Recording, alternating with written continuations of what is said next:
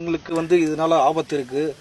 வனப்பகுதிகளுக்கு வன விலங்குகளால என் மாட்டுக்கும் ஆட்டுக்கும் பாதிப்பு இருக்கு. புளிய மாட்டு அடிக்கும், கண்ணுக்குட்டி அடிக்கும்.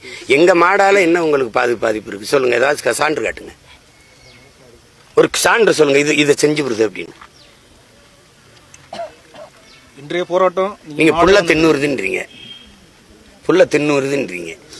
நீங்க மலையை கல்குவாரின்னு வெடி வச்சு தகர்த்து நொறுக்கி வண்டியா ஏத்திட்டு போறீங்கல்ல. அதுல மலை பாதுகாப்பா இருக்கு. என் மாடு ஆடும் போய் ஓரத்துல 2 புல்ல பிடிங்க திங்கிறதுல அழிஞ்சிருதா?